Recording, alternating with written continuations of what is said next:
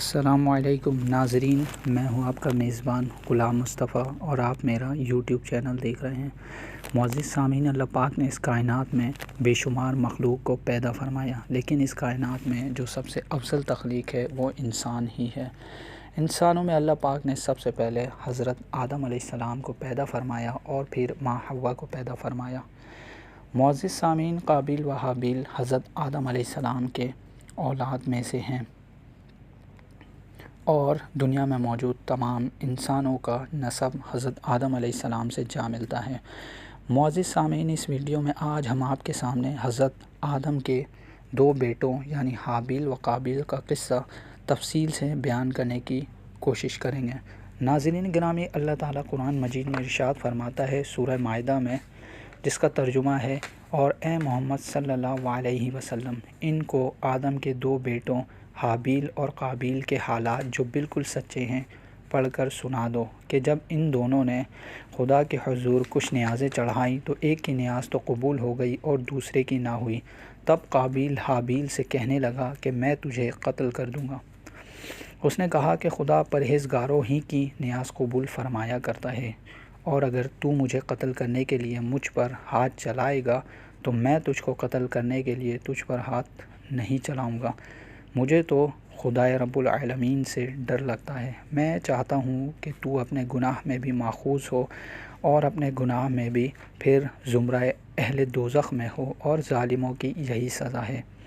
مگر اس کے نفس نے اس کو بھائی کے قتل ہی کی ترغیب دی تو اس نے اسے قتل کر دیا اور خسارہ اٹھانے والوں میں ہو گیا۔ اب خدا نے ایک کوا کو بھیجا جو زمین کریدنے لگا تاکہ اسے دکھائے کہ اپنے بھائی کی لاش کو کیوں کر چھپائے۔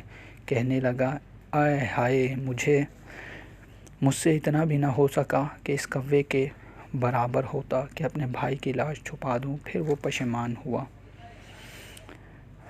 معزز سامعین، حضرت ابن مسعود اور کئی دوسرے صحابہ کرام بیان کرتے ہیں کہ جب حضرت آدم علیہ السلام کے یہاں اولاد کا سلسلہ شروع ہوا تو انہوں نے یہ اصول رکھا کہ ان کا ہر بیٹا اپنے بعد پیدا ہونے والی بھائی کی بہن سے نکاح کرے، اور انہوں نے اسی اصول کے تحت جو حکم الہی پر مبنی تھا، قابیل کو حکم دیا کہ وہ اس کے بعد پیدا ہونے والے بھائی حابیل کی بہن سے عقد کرے اور حابیل قابیل کی بہن کو اپنی زوجیت میں لائے۔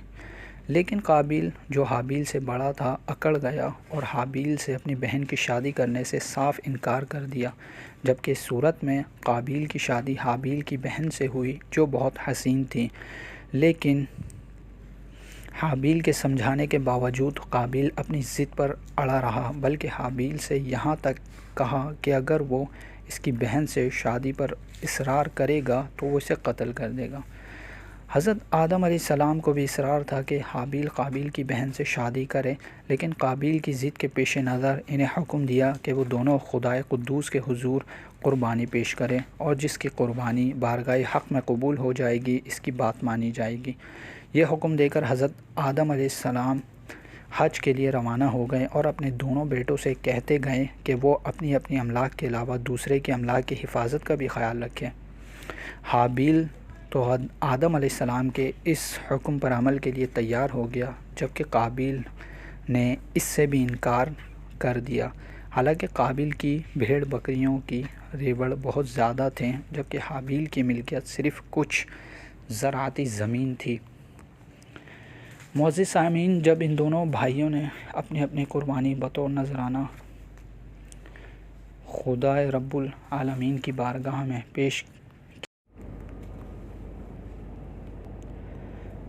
معزز سامعین جب ان دونوں بھائیوں نے اپنی اپنی قربانی بطور نذر خدا ساتھ ساتھ ایک جگہ رکھی تو آسمان سے ایک بجلی کی طرح ایک شعلہ آیا اور حابیل کے قربانی کو لے اڑا، جس کا یہ مطلب تھا کہ حابیل کی قربانی بارگاہ خداوندی میں قبول ہو گئی، جبکہ قابیل کی قربانی اپنی جگہ موجود رہی، جس کا یہ مطلب ہوتا تھا کہ اس کی قربانی ناقابل قبول ٹھہری۔ یہ دیکھ کر قابیل اور بپھر گیا۔ حابیل نے اسے لاکھ سمجھانے کی کوششیں کی کہ بارگاہ خداوندی میں نذر کی قبولیت کی شرط صرف قربانی پیش کرنے والے کی پرہیزگاری ہوتی ہے۔ حابیل سے یہ سن کر قابیل اور غضبناک ہو گیا اور اس نے اپنے بھائی حابیل کو قتل کر دیا۔ اس کے بعد جیسا کہ ہم نے اس ویڈیو کے آغاز میں بتایا ہے کہ اللہ تعالیٰ نے قرآن پاک میں ارشاد فرمایا، اللہ تعالیٰ کے حکم سے ایک کوا وہاں آیا اور زمین کو رودنے لگا، جس سے قابیل کو یہ اشارہ ملا کہ وہ حابیل کی لاش زمین میں کس طرح چھپائے۔ قابیل بولا کہ اس سے زیادہ عقل مند کوا ہی رہا، اور اس نے زمین کھود کر اس میں حابیل کی لاش دفن کر دی۔ مورخین کا اس بات پر اتفاق ہے کہ زمین پر نوع انسانی میں یہ پہلا قتل تھا۔ معزز سامعین، مورخین اور اہل علم نے بیان کیا ہے کہ آدم نے حابیل کی موت پر مرثیہ کیا تھا، جو دنیا کا بالا اتفاق پہلا مرثیہ کہا جاتا ہے۔ ایک صحیح حدیث کی روایت سے ظاہر ہوتا ہے کہ اس المناک واقعات پر اظہار غم ایک فطری عمل ہے، اور آن حضرت صلی اللہ علیہ وسلم حابیل کے قتل پر آدم علیہ السلام کے اظہار غم کو انسان کے لیے ایک فطری عمل ہی قرار دیا۔ اس موضوع پر علماء نے بڑی تفصیل سے اپنے خیالات پیش کی ہیں۔ معزز سامعین، بعض علماء کے بیانات کے مطابق آن حضرت صلی اللہ علیہ وسلم نے فرمایا کہ یوسف علیہ السلام کو آدم علیہ السلام کے حسن کا ایک حصہ دیا گیا تھا۔ علماء نے حضور پاک صلی اللہ علیہ وسلم کے اس قول مبارک سے یہ معنی اخذ کیے ہیں کہ یوسف کو آدم کے حسن کا نصف حصہ دیا گیا تھا۔ علماء کرام کا رسول اللہ صلی اللہ علیہ وسلم کے مندرجہ بالا قول مبارک سے یہ نتیجہ اخذ کرنا نامناسب یا بعید از قیاس نہیں ہے، کیونکہ اللہ تعالیٰ نے آدم کو اپنے دست قدرت سے پیدا کیا، جبکہ ساری کائنات کی حیثیت تخلیق اللہ تعالیٰ کے حکم کن فیکن سے ظاہر ہے۔ اس کے علاوہ اللہ تعالیٰ نے آدم میں اپنی روح پھونکی اور فرشتوں کو یہ حکم دے کر کہ انہیں سجدہ کرے، انہیں اعلیٰ ترین عظمت سے سرفراز فرمایا۔ امید کرتے ہیں ناظرین گرامی آپ کو یہ ویڈیو پسند آیا ہوگا۔ چینل کو لائک کریں اور سبسکرائب کریں۔